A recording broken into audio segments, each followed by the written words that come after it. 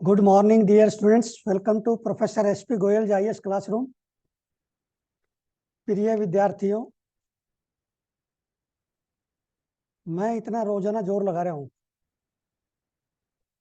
पूरी तरह से कमिटेड डेडिकेटेड वे से आपके न्यूज का एनालिसिस करता हूँ, क्वेश्चंस लेके जा आता हूँ और उसके मैं फुल्ली डिटरमाइंड हूँ, आपको पता। लेकिन ये आपकी जिम्मेवारी है कि इतने व्यूज कम क्यों आ रहे हैं। भाई, जो इंस्टीट्यूट सो कॉल्ड कॉरपोरेट एक भी क्वेश्चन नहीं लेके आते और इतना जो है डिटेल में बताते हैं हर एडिटोरियल उसको, जो कि आप याद नहीं रख सकते। और मेरा तरीका अलग है, मैं सीधा एग्जाम को हिट करता हूँ एज यूपीएससी पेपर सेटर। लेकिन आप ये देखिए कि एक वीडियो में इतना जोर लगाता हूँ और कम से कम 3-4 क्वेश्चन बैंक के होते हैं यूपीएससी के, उसके बाद भी 500 व्यूज और उनके 10,000 व्यू एक दिन में। मैं मानता हूँ ब्रांडिंग चाहिए, लेकिन यूपीएससी नहीं मानती ब्रांडिंग को। जब आप पेपर में जाएंगे प्रीलिमिनरी में 26 मई को, सब बराबर होंगे, किसी को कुछ नहीं पता कौन कहाँ से पढ़ के आया है। किसी ने सेल्फ स्टडी की है, किसी ने कोचिंग इंस्टीट्यूट अटेंड किए। तो मेरा आपसे अनुरोध है, इसके लिए आप जोर लगाएंगे मेरे विद्यार्थी। मेरे जो है व्यूज, लाइक्स, उसका आप रिकॉर्ड तोड़ दो ताकि मैं ज़्यादा ज़्यादा मेहनत करूं। तो अब हम चलते हैं आज के हिंदू और इंडियन एक्सप्रेस की न्यूज एनालिसिस और क्वेश्चंस पे। अब ये देखिए क्वेश्चन, देखिए इसमें बहुत ही अच्छा क्वेश्चन है। Which of the following state education board has allowed Coke Borok language. Coke Borok language है त्रिपुरा की। अब क्या था, इससे पहले इसकी जो स्क्रिप्ट थी वो बांग्ला थी, और कोई भी जो है एग्जाम में यदि रोमन स्क्रिप्ट लिखता तो उस पर एक्शन लिया जाता था। लेकिन अब स्टेट एजुकेशन बोर्ड ने अलाउ कर दिया कि कोक बोरोक जो लैंग्वेज है त्रिपुरा की, उसकी रोमन स्क्रिप्ट और बांग्ला दोनों अलाउ कर दी। ठीक है, ऐसे क्वेश्चन आते हैं जो आपने सुने ही नहीं है। अब ये नॉर्दर्न आयरलैंड पे बहुत इंपॉर्टेंट आर्टिकल आ रहे हैं 4-5 दिन से, मैंने सारे क्लियर कर दिया आपको। इस आर्टिकल को पढ़ना है, इसमें कुछ भी नहीं है, सेम रिपीटिशन है, लेकिन आपने पढ़ना जरूर है। नोट्स बना रहे हैं, जो एक्स्ट्रा मिलता है वैल्यूएट करते जाओ। अब मैंने इससे क्वेश्चन निकाल दिया, क्वेश्चन में ही सारी स्टेटमेंट है जो इसमें इंपॉर्टेंट स्टेटमेंट है। एक तो आपने जिस्ट पढ़ना है इसका, ये तीनों पॉइंट पढ़ लो जिस्ट में, तीनों में बड़ा क्लियर दिया हुआ है। इसमें इंपॉर्टेंट एक तो जो वर्ड दिया हुआ है वो द ट्रबल्स।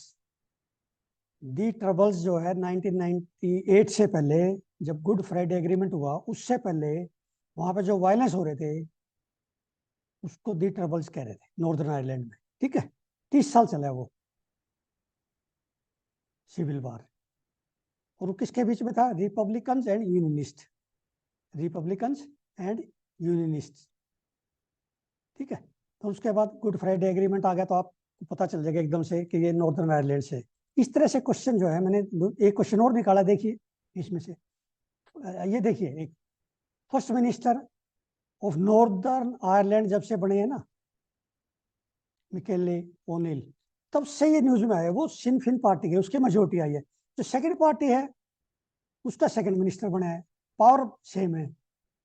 तो अब क्या हो गया कि ये रास्ते खुल गए भाई, ये नॉर्दर्न आयरलैंड आयरलैंड में मिलना चाहे तो रेफरेंडम कराना पड़ेगा उसको। ठीक है, अब ये जो है एग्रीमेंट जो है, ये जो एग्रीमेंट हुआ है गुड फ्राइडे एग्रीमेंट, उसमें यही एग्रीमेंट हुआ था कि पावर शेयरिंग जो है एग्रीमेंट है वो। और एक इसमें बड़ा अच्छा वर्ड है, ये पूछ लेते हैं कई बार, कॉन्सोशियलिज्म। ये किस कंट्री से रिलेटेड, ऐसे पूछ लिया आपको, कॉन्सोशियलिज्म। ये पावर शेयरिंग एग्रीमेंट है as laid down in the good Friday agreement in 1998। इसमें पावर शेयरिंग हुआ, दोनों जो पार्टी है फर्स्ट और सेकंड। अब जैसे ये जो है नेशनलिस्ट पॉलिटिकल पार्टी, ये सिनफिन, सिनफिन जो है ये नेशनल पॉलिटिकल पार्टी, ये प्रो आयरलैंड यूनिफिकेशन में है। ठीक है ना, और यूनियनिस्ट पार्टी है वो यूके की तरफ है। तो ये आपने याद रखना है कि Windsor framework were rules drawn by UK and EU regarding green lane and red lane movement of goods. अब ये विंडसोर फ्रेमवर्क क्या हुआ है, यूके ईयू ने ड्रा किया है, उसमें क्या है, जो नॉर्दर्न आयरलैंड को जाएंगे वो ग्रीन लेन में रख दी, और जो आयरलैंड को जो कम्युनिटी जाएंगे वो उन पर थोड़ी रिस्ट्रिक्शन ज़्यादा है, रेड लेन में रख दी। ठीक है। अब northern Ireland was formally part of Ulster province. तो ये जो 8 स्टेटमेंट मैंने निकाली नहीं, ये जिस्ट है इस आर्टिकल की। ऐसे आपने जो है अपना वैल्यूएट कर लो नोट्स में, इनके नोट्स बनाओगे तब एकदम से जब आप रिवाइज करोगे ना तब एकदम ध्यान आ जाएगा। What is consociationalism, Sinn Fein, Windsor framework, the good Friday agreement, the troubles, ये 4-5 टर्म्स हैं बस। अब आपको इतनी आसान लगेगी ये, अदरवाइज ये this was the most difficult question for you otherwise preliminary के लिए। ठीक है, इस तरह से आपने ये क्वेश्चन आपको, जैसे मैंने ये 8 स्टेटमेंट मिलेंगे नहीं एज सच, क्योंकि मैंने इस पे बहुत समय लगाया इस आर्टिकल पे, इतना समय कोई नहीं लगाता, और इस पर्पज से लगाया कि इसमें से क्वेश्चन कैसे आएगा यूपीएससी में। ठीक है, नेक्स्ट देखिए, एनवायरनमेंट से रिलेटेड है। एनवायरनमेंट से रिलेटेड कितनी अच्छी न्यूज आई है, क्योंकि मैं जितनी भी एनवायरनमेंट सीरीज में ले रहा हूँ ना, सारे एनिमल्स वो ले रहा हूँ जो न्यूज़पेपर में आ रहे हैं। अब जैसे ये एशियाटिक बियर या एशियाटिक ब्लैक बियर, ये न्यूज में आ गया, अब ये मैं उसमें लेके आऊंगा वाइल्ड लाइफ सीरीज में, और कोशिश ये करूंगा एशियाटिक बियर या एशियाटिक ब्लैक बियर और एंड स्लोथ बियर, इनका कंपैरिजन करके दिखाऊंगा दोनों का, ऑल टुगेदर डिफरेंट है दोनों। अब India is only rehabilitation facility for Asiatic bear, ये पाक के टाइगर रिजर्व में ये फैसिलिटी है अरुणाचल प्रदेश में। इससे हमें ये पता चल गया पाक के टाइगर रिजर्व अरुणाचल प्रदेश में, एक तो ये पता चल गया, दूसरा ये रिहेबिलिटेशन फैसिलिटी है इंडिया की एशियाटिक बियर के लिए। और जो एशियाटिक बियर है वो सारे जो ना हिमालयन पे है, 10,000 फीट की ऊंचाई के आसपास रहते हैं और पेड़ पे रहते हैं ज़्यादा। तो इसकी भी मैं एक पूरी वीडियो लेके आऊँगा। और आपको ये लगता है जैसे एशियाटिक बियर एग्जाम में नहीं आएगा, आपको वही एग्जाम में अच्छे लगते हैं जो पिछले सालों में आ गए, वो तो आपको एकदम ये लगेंगे ये आ सकते हैं, नहीं, जो नहीं आए वो जल्दी आएंगे एग्जाम में। अब एशियाटिक बियर का कभी क्वेश्चन नहीं आया, स्लोथ बियर का कभी क्वेश्चन नहीं आया, ये मैं लेके आऊंगा सारे क्वेश्चन आपके पास। अब ये देखिए क्वेश्चन देखिए इसमें, Asiatic bear is found in Daroji sloth bear sanctuary in Karnataka. भाई ये जो एशियाटिक बियर है ना, एशियाटिक ब्लैक बियर, ये सारे हिमालय पे मिलते हैं। ओके, और स्लोथ बियर है वो ट्रॉपिकल और सब ट्रॉपिकल में, कर्नाटका, उड़ीसा, ये नीचे। और जो स्लोथ बियर है वो जो मदारी गेम खिलाते थे ना, वो स्लोथ बियर है, जो मदारी यूज करते हैं, जो आजकल के बैन हो गया, they can not use now. ठीक है ना, वो एंटरटेनमेंट के लिए वो था स्लोथ बियर। अब ये जो Asiatic bear it is listed, सारे बियर जो है वो listed as vulnerable in IUCN red list and schedule 1 of the wild life protection act 1972। And Pakke tiger reserve, जैसे मैंने बताया, अरुणाचल प्रदेश में, it is the only rehabilitation facility for Asiatic bear. इसकी जो पहचान क्या है खास एशियाटिक ब्लैक बियर की, it has a crescent moon on the chest, बिल्कुल मून जैसा व्हाइट मिलेगा। And it eats insects, nuts, बीज एंड हनीज। ये ओमनीवोरस है, मतलब कार्निवोरस और हर्बीवोरस दोनों ही इसमें क्वालिटी है। तो कितना इंपॉर्टेंट है एनवायरनमेंट का क्वेश्चन, ऐसे क्वेश्चन आते हैं एनवायरनमेंट के जो आपने सुने नहीं होते। नेक्स्ट देखिए, इसी का है एशियाटिक बियर का, मैं अलग से भी लेके आऊंगा। इट इज जनरली डायरनल, ये वैसे तो पेड़ पे रहता है दिन में, can become nocturnal sleeping in caves और ट्रीज। नॉक्टर्नल बन सकता है ह्यूमन हैबिटेशन के आसपास कभी कभी, लेकिन जनरली डायरनल है, मतलब दिन में जो है ये एक्टिविटी करता है। They occur around elevation of 10,000 feet in Himalayas. Then main threats क्या है इसकी, इसके जो बॉडी पार्ट्स है खास करके गाल ब्लैडर वो यूज करते हैं, और एक हैबिटेट लॉस, ये मेन थ्रेट्स है इसकी। And it is adapted to arboreal life style, मतलब पेड़ पे ही रहता है ज्यादा। ये कितना इंपॉर्टेंट है दोनों क्वेश्चन। ये ऐसे क्वेश्चन आएंगे 4-5 आपके वाइल्ड लाइफ से, और वाइल्ड लाइफ की जो सीरीज है उसमें सारे लेके आऊंगा मैं, जितने 1 साल न्यूज में आए हैं 2 साल में। अब नेक्स्ट बहुत जो है फ्रीक्वेंटली डिस्कस हो रहे हैं ऐसे आर्टिकल। अब Israel, no Israel tie without independent Palestine state, ये सऊदी अरेबिया ने कह दिया। सऊदी अरेबिया इजराइल के बहुत अच्छे रिलेशन होने जा रहे थे, US मेडिएट कर रहा था, लेकिन जब से जो है गाजा और ये इजराइल वार हुआ है, उसके बाद से रिलेशन जो है बिटर हो गए मिडिल ईस्ट के साथ, इस वेस्ट एशिया के साथ। ठीक है ना। अब इसमें जो इम्पोर्टेंट जो है, इसने ये कहा है कि भाई जो फिलिस्तीन की वही पप होनी चाहिए, इसकी जो फिलिस्तीनियन स्टेट है जो इंडिपेंडेंट होना चाहिए सऊदी अरेबिया ने, और जो वेस्ट एशियन कंट्री हैं उन्होंने जो कंडीशन रखी है। अब इससे पहले अब्राहम अकॉर्ड हुआ था 2020 में, यूएस ब्रोकर्ड अब्राहम अकॉर्ड। उसमें ये यूएई, बहरीन, मोरक्को, इजराइल और सूडान ने भी ज्वाइन कर लिया था, ये कंट्री थे। लेकिन ये भी अब खटाई में पड़ गया जब से ये युद्ध शुरू हुआ है इजराइल का और फलस्तीन का। अब इसमें जो है इन्होंने ये कहा है सऊदी अरेबिया ने, जो 67 में इंडिपेंडेंट फलस्तीन state should be recognized by Israel और ईस्ट जेरूशलम इसकी कैपिटल होनी चाहिए, ये इन्होंने कंडीशन रखी है अपनी वार्तालाप में, ठीक है ना। और साथ में जो है इन्होंने ये भी कहा है कि अब्राहम अकॉर्ड जो है, जो ये इजराइल जो है, ये it will not recognise Israel. Saudi Arabia ने अपनी पोजीशन को बिल्कुल क्लियर कर दिया। अब ये डेटा पॉइंट पे रोजाना एक आर्टिकल आता है, जितना बड़ा आर्टिकल है उतना इंपॉर्टेंट तो नहीं है ये, लेकिन शुरू की 2-3 लाइनें। एक तो आपको ये पता होना चाहिए FCRA, ये जो एक्ट है ये कौन सी मिनिस्ट्री जो के अंडर है, मिनिस्ट्री ऑफ होम अफेयर्स में। दूसरा, FCRA में क्या है कि कोई भी जो NGO है जो फॉरेन डोनेशन लेती है उसको रजिस्टर करानी पड़ती है होम मिनिस्ट्री में, अपने आप को, अपने NGO को रजिस्टर कराना पड़ता है। तो इसमें काफ़ी जो है मिस ऑफ प्रिपरेशन पीछे हुई है, कई लाइसेंस कैंसिल हुए हैं NGOs के जो फॉरेन डोनेशन ले रही थी। तो ये जो FCRA एक्ट में जो रूल्स हैं लाइसेंसिंग के लिए सारे जो है, वो इनको NGO को जो फॉरेन डोनेशन लेती है उनको मानना पड़ेगा। तो इसके शुरू के 1-2 पैरा पढ़ लेना, बाकी ये जो ग्राफ है ये सब यूजलेस है, इसमें इसका कोई मीनिंग नहीं है, ठीक है। अब हम चलते हैं इंडियन एक्सप्रेस पे। इंडियन एक्सप्रेस में एक ही आर्टिकल है, पृथ्वी। मैं हमेशा आपके पास कोई भी गवर्नमेंट स्कीम इसमें आती है वो सारी लेके आता हूँ। अब इसमें ये 4 साल के लिए जो है 2026 तक कर दी, पृथ्वी एक्सटेंड कर दी। अब इसमें ये क्वेश्चन देखिए, क्वेश्चन पृथ्वी विज्ञान, जिसको Prithvi is an umbrella scheme of ministry of earth sciences deep sea mission launched in 2021 to explore metals, heavy metal जो cobalt, copper, nickel, manganese Indian ocean से निकालने का। और इसके जो सब कंपोनेंट है ACROSS, O SMART, PACER, SAGE, REACH OUT, ये आ जाए तो इसका मतलब पृथ्वी स्कीम के, ठीक है ना। तो ये दोनों जो डीप सी मिशन और पृथ्वी विज्ञान दोनों इंपॉर्टेंट है। आपने इसके छोटे छोटे एक एक आधा पेज के नोट्स बना लो, ये बड़ा इंपॉर्टेंट है। और ये अब जो है ये स्कीम जो है आगे एक्सटेंड कर दी है मिनिस्ट्री ने, ठीक है। अब ये एक्सप्लेन्ड पेज पे एक आर्टिकल रोजन आता है कम से कम, इस पे मैंने क्वेश्चन बहुत बार बना लिए, वो सेम रिपीटिशन है, पिकिंग इलेक्शन कमिश्नर्स। अब ये आर्टिकल 324 का 2 क्लाज है, ये बार बार आता है,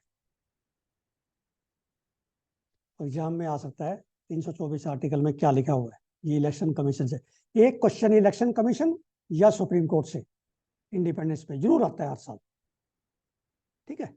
तो ये आपने पढ़ के, इसमें खास बात ये है, मैं नक्सल में बता देता हूँ, इस सुप्रीम कोर्ट ने फरवरी 2023 में कमेटी बनाई थी, जो इलेक्शन कमिश्नर्स दोनों और चीफ इलेक्शन कमिश्नर तीनों की एक कमेटी बनाई थी, भी उनको वो सिलेक्शन करेगी एक कंसल्टेटिव प्रोसेस के लिए, जिसमें CGI मेंबर था, एक लीडर ऑफ अपोजिशन, एक prime minister, headed by prime minister, ठीक है। लेकिन क्या हुआ कि दिसंबर में पार्लियामेंट ने बिल पास करके, एक्ट बना के, CGI की जगह union cabinet minister appointed by, nominated by PM। इसका मतलब यह है कि ये एग्जीक्यूटिव के हाथ में ही हो गया अगेन। 3 मेंबर की कमेटी होगी, यदि 2 मेंबर एग्री हो गए तो वही लग जाएगा। इसका मतलब जो गवर्नमेंट है जो चाहेगी उसको लगा सकती है CEC और इलेक्शन कमिश्नर। इसका मतलब independence of election commission is at stake, यही मतलब हुआ। क्योंकि लीडर अपोजिशन मान लिया जो है डाइसेंडिंग नोट भी दे, तब भी जो है वो लगा देगी सरकार 2 मेंबर की वजह से। तो ये इसमें बताया गया, मैंने ये जो है 3-4 बार कवर किया है। आपको बिल का, एक्ट का नाम पता होना चाहिए जो एक्ट पास किया है अभी पार्लियामेंट ने, दिसंबर में। ठीक है, तो ये आपने अच्छी तरह से पढ़ के इसके नोट्स आपने बना रखे, उसी में ऐड कर लो, कोई पॉइंट नजर आता है। लेकिन ये बार बार यही आर्टिकल कई बार आ चुका है। फिर ये बच्चों, मैंने एक एनालिसिस किया सुबह, दो तरह के बच्चे हैं, दोनों तरह के बच्चे इंटेलिजेंट है, उनको पूरी उम्मीद है कि वो जो है आईएएस में निकल जाएंगे। एक तरह ये तो बच्चे हैं जो 14-15 घंटे भी पढ़ते हैं और इतना मटेरियल पढ़ते हैं, जैसे मान लिया इलेक्शन कमीशन पे आ गया, वो 4 जगह से पढ़ेंगे। मान लिया नॉर्दर्न आयरलैंड पे, अब नॉर्दर्न आयरलैंड पे जो मैंने आर्टिकल आज आपको एक्सप्लेन कर दिया या 2 दिन से कर रहा हूँ, उससे ज्यादा की जरूरत नहीं है। मान लिया उसमें आपका 1 घंटा लग गया, नोट्स बन गए बस। जो दूसरी तरह के बच्चे हैं जो 15 घंटे पढ़ने वाले हैं, वो क्या करेंगे, वो कई तरह का मटेरियल ले लेंगे, राजेंद्र नगर से, कोचिंग इंस्टीट्यूट का, वो कई जगह से पढ़ेंगे। वो ये सोचते हैं कि मैं कई जगह से पढ़ के मेरी ज्यादा नॉलेज हो जाएगी। No, you are mistaken. मान लिया आप 8 घंटे ही पढ़ते हैं, 8 घंटे में आपने 1 घंटा जो नहीं ये बचा लिया फालतू के, जो नहीं इधर उधर से इकट्ठे करने का नोट्स। जब आपके पास 100% मटेरियल मैंने दे दिया नॉर्दर्न आयरलैंड पे, तो आपको टाइम खराब नहीं करना। आप जाओगे मार्केट में, ढूंढोगे, कागज पलटोगे, पैसे खराब करोगे, टाइम खराब करोगे। ये 2 तरह के बच्चे हैं जो मैंने 40 साल में नोट किए। उनको ये जो 8 घंटे पढ़ने वाले हैं, 10 घंटे पढ़ने वाले हैं, जो इस आर्टिकल से काम चला लेंगे, नोट्स बना लेंगे, वो डरते हैं कि वो तो बहुत मटेरियल है मार्केट में। तो मार्केट में तो आपको तो नहीं पता ना, आप यहाँ तो आपको पता है प्रोफेसर गोयल ने जो है ये आर्टिकल बता दिया, ये सफिशिएंट है। वो आपको बताने वाला नहीं है किताबों की दुकानों पे। और वो हेडिंग ऐसे होते हैं, आपको एकदम लगे नॉर्दर्न आयरलैंड का कितना अच्छा आर्टिकल आ रहा है मैगजीन में, भाई इससे अच्छा ही नहीं सकता। ये जो टेस्ट एंड कंटेस्ट में दिया है ना, इससे बढ़िया कोई लिख ही नहीं सकता। आपका एक ऐसा कोचिंग सेंटर कोई नहीं इंडिया में जो इससे बढ़िया लिख दे।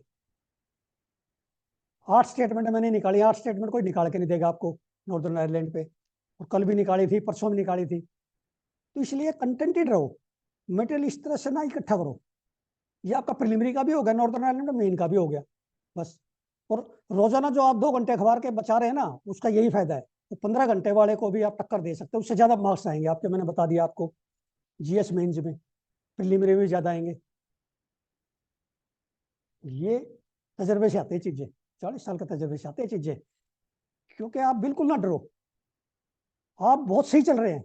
जो मेरे साथ इस तरह से तैयारी कर रहे हैं ना, वो भीड़ से हटके तैयारी कर रहे हैं। भाई 11 लाख 12 लाख की भीड़ में आपने खड़ा होना है, फिर मेरा फायदा ही नहीं था आने का। भाई ग्राउंड में मेरा आने का, प्ले ग्राउंड में, मैं तो ओलंपिक के प्लेयर तैयार करने के लिए आया हूँ आप जैसे। मैं जो ना ये नेशनल में खेलते हैं या स्टेट खेलने, उनके लिए नहीं आया। मैं तो आपके पोजीशन के लिए आया हूँ कि आपका प्रिलिमिनरी, मेन और पर्सनैलिटी टेस्ट ऐसे स्मूथ निकले और आपकी पोजीशन आए, ताकि मैं कह सकूँ कि मैंने जो है यहाँ बैठ के ऑनलाइन बच्चों की पोजीशन आ गई, उनको पैसे भी नहीं खर्च करने पड़े। तो ये 2 तरह के बच्चे मैंने आपको बता दिए। आप डिसाइड करो किस में आना चाहते हो। 8-10 घंटे पढ़ते हैं, 8-10 घंटे आप इक्वल टू 15-20 घंटे कर सकते हैं रोजाना। 2 घंटे तो आपके मैंने न्यूज पेपर के बचा दिए, नोट्स बनाने का बचा दिया। नोट्स बना लिए तो आपने इसका मतलब आगे भी आपका टाइम बचता रहेगा, रिवीजन देना है बस। उसके बाद ना अखबार की कोई कटिंग रखनी है आपने, ये मैं बता रहा हूँ आपको। इकट्ठा नहीं करना मटेरियल टेबल पे, आपके पास सब कुछ है। इस तरह से आपने, जैसे न्यूज़पेपर का मैंने किया ना, ऐसे स्टैटिक स्टैटिक वो क्वेश्चन पढ़ो जो दूसरों को नहीं आते, चाहे वो पीपल रिप्रेजेंटेशन एक्ट 1951 का है, पंचायती राज है, वो चीजें पढ़ो जो दूसरे बच्चों को नहीं आती। मैं एक कोचिंग सेंटर में, उन्होंने मुझे इनवाइट कर लिया किसी फंक्शन पे कि सर हमारे जो है आप बताइए। तो मैंने एक क्वेश्चन पूछा उनसे, क्या ग्राम पंचायत जो है वो कॉन्स्टिट्यूशनल बॉडी है? Nobody could answer. भाई फिर मैंने उनको बताया, जो 73rd अमेंडमेंट में आ गया या 74th में आ गया, जिसका जिक्र हो गया, चाहे वो स्टेट इलेक्शन कमीशन है, ग्राम पंचायत है, सरपंच है, वो सारे कॉन्स्टिट्यूशनल बॉडी है अब, क्योंकि अमेंडमेंट हो गया। तो ये कॉमन सेंस की जो बातें है ना, इतना तो स्टैटिक के लिए तो मेरे पास समय नहीं है, लेकिन यदि मैं पॉलिटिकल साइंस कवर करता तो इस तरह से करता, जो दूसरे बच्चे नहीं जानते इन क्वेश्चन को, जो सोच भी नहीं सकते। इस तरह से तैयारी करो आप स्टैटिक की। और खास तौर पे इकोनॉमिक्स के जो क्वेश्चन आएंगे वो बड़े डिफिकल्ट आएंगे, न्यूज़पेपर में से आएंगे, पूरा प्रैक्टिकल आएंगे, बैंकिंग से आए, डिजिटल पेमेंट से आए, स्टॉक मार्केट से आए, आएगा सारा इसमें से, न्यूज़पेपर में से ज़्यादातर। वो आपको थोड़ा डिफिकल्ट पड़ेगा, इसलिए इकोनॉमिक्स पे स्पेशल आपने एम्फेसिस रखना है। सबसे आसान आपके लिए रहेगा करंट अफेयर्स का इंटरनेशनल। मैं आज बता दूं, एक भी क्वेश्चन गलत नहीं होगा आपका। एनवायरमेंट एक भी गलत नहीं होगा। इकोनॉमिक्स आपने संभालनी है, मैं भी कोशिश करूंगा इन 3 महीने में जितने न्यूज़पेपर में से इकोनॉमिक्स के सारे निकाल के लाऊंगा। तो मेरी आपसे पुनः जो है अनुरोध है कि मेरी वीडियो को भाई जो है बड़े बड़े कॉर्पोरेट से ऊपर पहुंचा दो और इतना लाइक करो, तबीयत खुश हो जाए मेरी। फिर देखना हमारे रिजल्ट देखना आप। तो थैंक यू वेरी मच।